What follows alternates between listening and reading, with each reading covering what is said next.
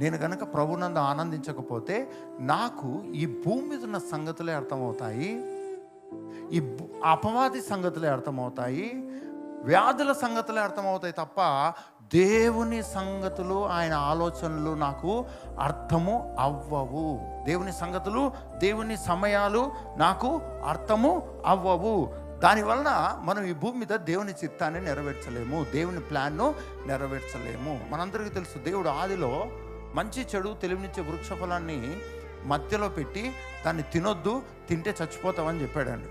ఆదామవ్వ చక్కగా ప్రభునందు ఆనందిస్తూ, ప్రభు మాట యందు ఆనందిస్తూ వాళ్ళు సంతోషంగా ఉన్నారు. కానీ సాతానుడు వచ్చి ఏం డైవర్ట్ చేశాడంటే కొత్త ఆలోచన పెట్టాడు. దేవుడు పెట్టిన ఆలోచన ఏంటి అంటే మిగిలినవన్నీ తినొచ్చు, ఒక్క చెట్టు ఫలం మాత్రం తినొద్దు, అది తింటే చచ్చిపోతామని ఒక ఆలోచన ఇచ్చాడు, ఒక మాటనిచ్చాడు, ఒక ఆలోచన ఇచ్చాడు.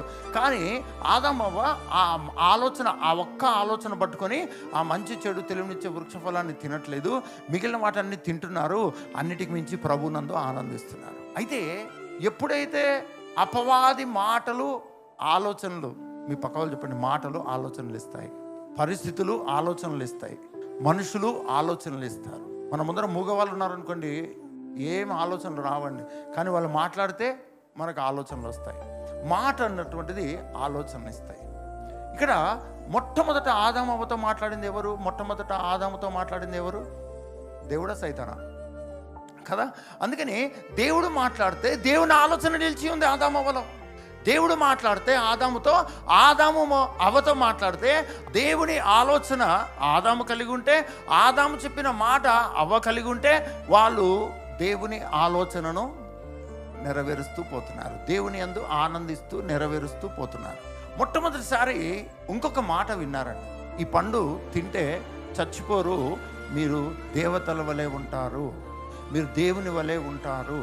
తెలుగు బైబిల్లో దేవతలను ఉంది, కానీ ఇంగ్లీష్ బైబిల్లో దేవుడు, మీరు దేవునిలాగా ఉంటారు అని చెప్పారు. మాటే మెడబట్టి ఉంచి తినిపించిందని పన్ను. ఒక మాట ఒక ఆలోచన ఇస్తుంది, ఒక మాట ఒక ఆలోచన ఇస్తుంది. కాబట్టి ఫస్ట్ ఆఫ్ ఆల్ నీ జీవితంలో దేవుని ఆలోచన తెలుసుకోవాలి అంటే, దేవుని ప్రణాళికలు తెలుసుకోవాలంటే మొట్టమొదట నువ్వు చేయాల్సిన పని ఏంటంటే ప్రభువునందు ఆనందించాలి, ఆయన వాక్యమునందు ఆనందించాలి, ఆయన వాగ్దానమందు ఆనందించాలి, ఆయన సన్నిధి యందు ఆనందించాలి, ఆయన రక్తము యందు ఆనందించాలి, ఆయన గాయముల యందు ఆనందించాలి, ఆయన మరణ పునరుద్ధానమందు ఆనందించాలి.